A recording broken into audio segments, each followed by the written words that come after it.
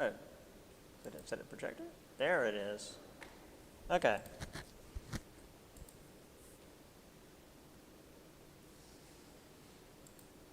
All right, sorry about that. Anyway, so John Quincy Adams in London, Great Lakes, U.S.-Canadian border, Oregon Territory. Also, there was the concern about the southern border because the Spanish were still there, and also the Seminole natives were pushing into former Creek land because, well, Andrew Jackson had wiped out most of the Creek natives, and the Seminole natives were like, hey, this land's all open now, let's move in. So General Andrew Jackson went to take care of things because Andrew Jackson was well known for his diplomacy. And he nearly caused a war with everybody. He attacked 2 Spanish forts, hanged 2 Seminole chiefs, and also killed 2 British citizens who were there working with the natives. So he pissed off everybody. The British overlooked it because these guys were working with the natives, so we washed our hands of it. And the Spanish decided they would just sell their land east of the Mississippi rather than fight a war over it. In the Adams-Onís Treaty of 1819. So basically, they sold us Florida rather than have a fuss over it. Now, we did still have the Seminole natives to fight, and boy, they would fight for a while. But the British and the Spanish were just like, we don't feel like bothering. Because, especially the Spanish, they had a lot going on at the time. Argentina, Chile, Peru, Colombia, and Mexico had all had their own independence movements and had thrown off Spanish rule. And when a nation throws off foreign rule and declares itself independent, technically that's just like a civil war. But if another country recognizes their independence, then that legitimizes their claim. That was one of the big things during our little spat for independence, is that we needed to have a foreign country recognize our claim of independence, which was why we were so desperate to get France to be buddy-buddy with us, not just for the actual support, but also for the legal representation. So this led to the Monroe Doctrine, which we'll actually talk more about next semester. But basically, the Western Hemisphere was supposedly under the U.S. sphere of influence. In other words, hey, Europe, we'll leave your stuff alone. And by your stuff, we mean like Africa and Asia. But you have to leave Central and South America alone because that's going to be what we're going to mess with. And boy, we mess with those things a lot. There was actually one of the many fires on Twitter, people making fake accounts and whatnot, but there was a Chiquita banana account that it's like something about like overthrowing the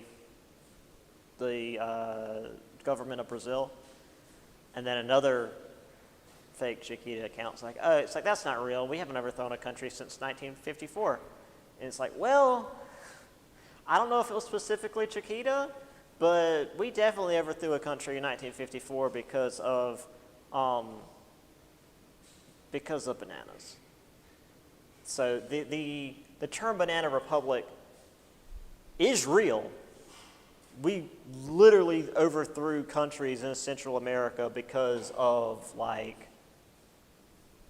we wanted to have fruits cheaper because we were psychotic in the early 1900s. I mean, I shouldn't put that qualifier there. The U.S. has done some weird stuff. So by the late 1820s, American merchants were expanding their views of where they could sell their things. Mexican territories, China, Britain, and even into the Pacific, the many Pacific islands that had not yet been colonized, which again, we'll get more into that in the next semester. And while all this is going on, Providence, Rhode Island, Philadelphia, Pennsylvania became major industrial centers for production. But the main reason for the expansion of trade is with the beginnings of the Industrial Revolution, they've got all these manufactured goods, but you can only sell so much to the people in America and then the people in Britain and the people in France because there's only so much of a population there. But then you see China that's got a lot of people, and at the time, not a great deal of technology, so they don't have any of these products. It's like that's just a wide open market, except they didn't want anything from the West. So we had to break into the market, and by break in, I mean push a lot of drugs into China and then have two massive wars with them. Because, Western civilization. So here's Andrew Jackson being a good diplomat. That's all I could really find on his stuff there. Monroe Doctrine, America for Americans, which is to say the United States controlling or at least influencing everybody else. We're just ignoring Canada, obviously. Then you got the other caricatures of the European powers.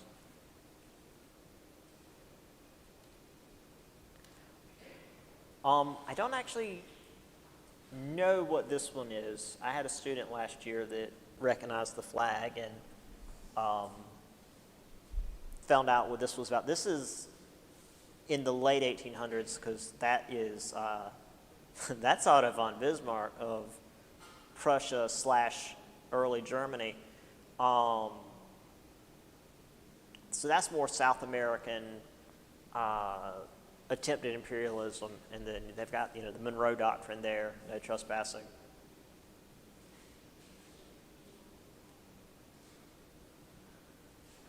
All right, let's get a little bit further. We're actually doing pretty good.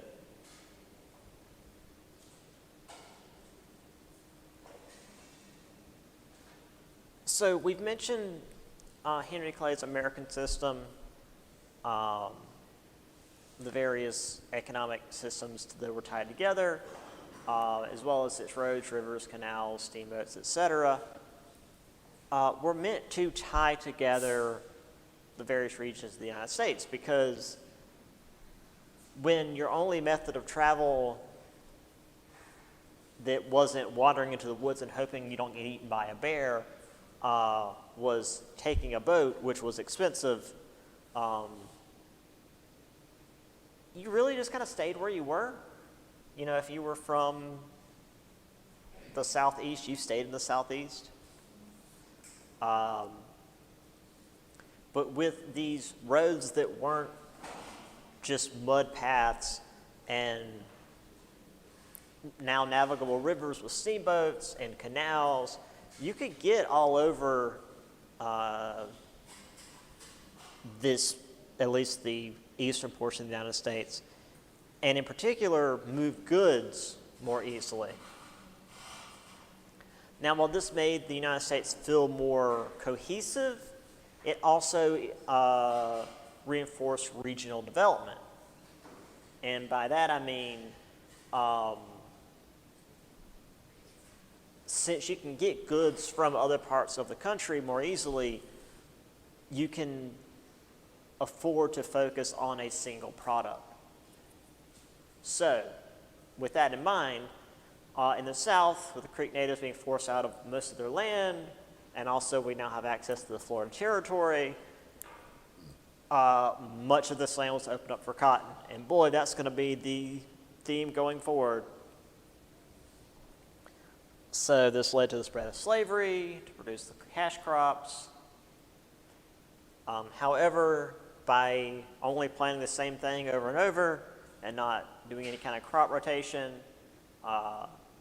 it drained nutrients from the soil, so the farmers would just like up and leave, typically heading west, and thus seeking out more and more land, which, as we've already seen, has caused trouble before, and it will simply cause trouble again.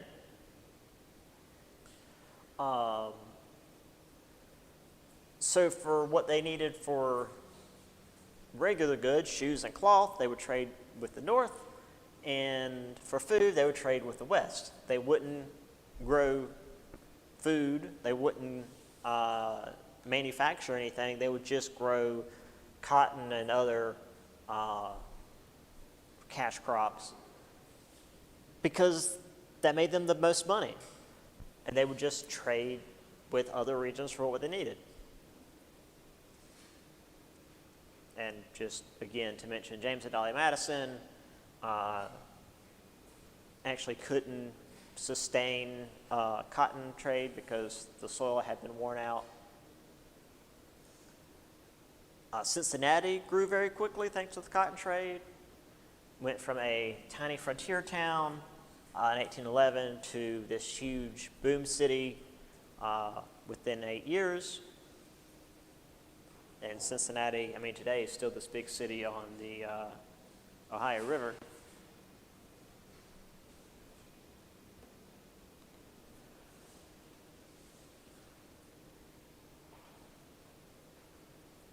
Now, the cotton industry did not only affect the Southeast and the Northeast.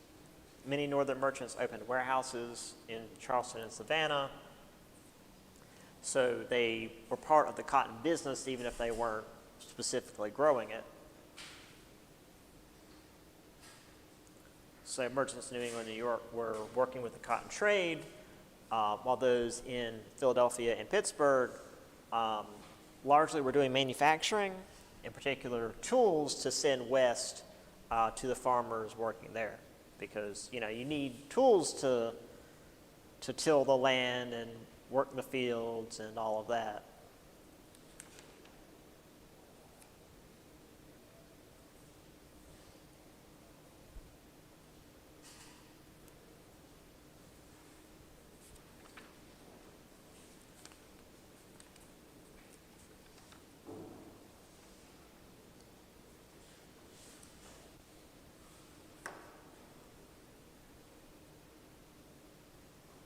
Now, ignoring the black lines here, because those are railroads, and we don't have those yet, which probably would mean some of the other lines here wouldn't have been available. This is probably, I don't know if this has a year on it. Canals and the interconnectivity of what we had so far. Yes, this is showing Missouri as already existing, so yeah, that was not this is later than where we are right at the moment.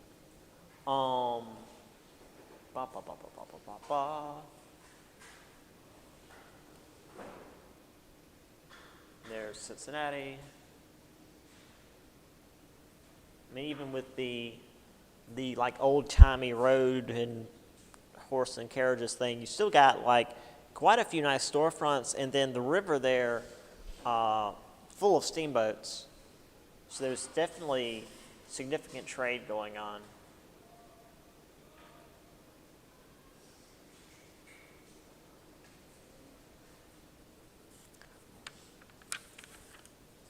All right. Still got a little bit of time, so let's do just a bit more, because I want to try to catch us up with my Tuesday, Thursday class as much as we can. Oh, hey, look. Suddenly the economy dropped. The Panic of 1819. So there were poor business practices. and also declining overseas trade. The economy slumped. So in 1816, American banks were loaning out lots of money to settlers, not being backed up by sufficient collateral or specie, which is to say hard currency, due in part to the European nations hoarding the gold and silver because of what was going on in South America, which I believe was the, let's see, it just says, fearful of growing turmoil in South America, and doesn't elaborate further, which I assume was the many independence movements. There's our train.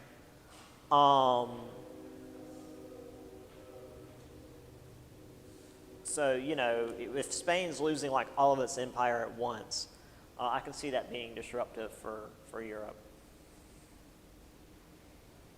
And also the Napoleonic Wars had finally come to an end. So Europe was able to grow its own food, and they didn't need as much agricultural output from America anymore. So farmer income dropped by a third.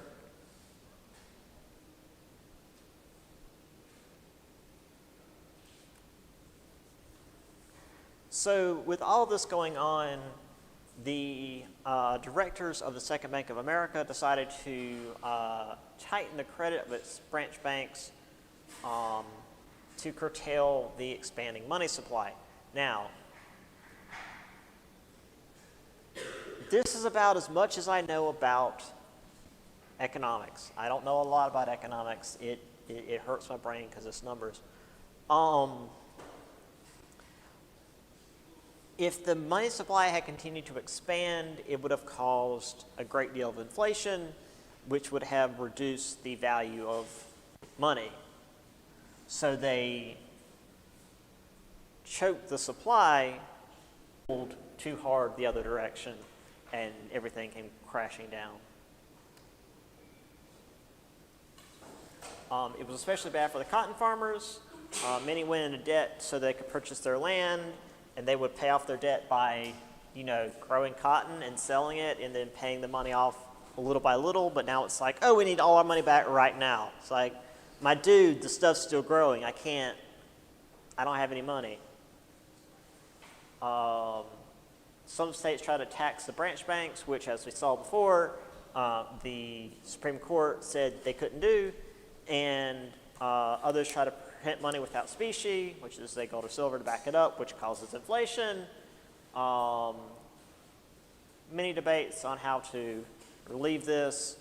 Nothing really got done. Northern merchants wanted more tariffs. Southern planters would be hurt by this. Long story short, by 1823, the panic had dissipated, but this is going to lead to what we'll get into next time, where people were now skeptical of the federal government, and in particular federal banks, and how well they could handle a crisis that affected regular Americans. Because before it was just like, you know, let the federal government do whatever, we'll worry about local stuff. But now it's like, oh, this has affected everybody, and the government didn't really do anything to fix it. So yeah, and I've got just this weird picture of like the ghost of the bank. Anyway, we'll continue on next time. See y'all on Monday, and only Monday.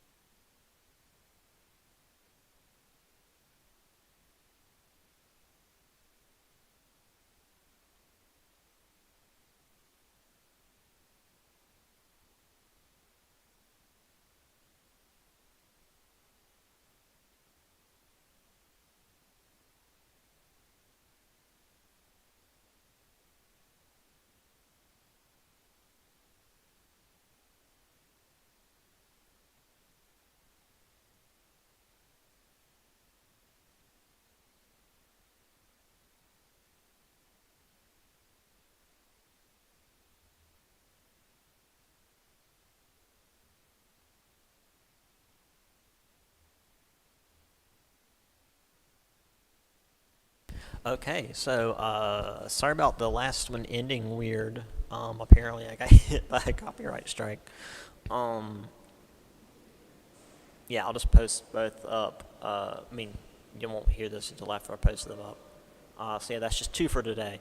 Um, I'll get that later. Okay, see you on Monday. Bye.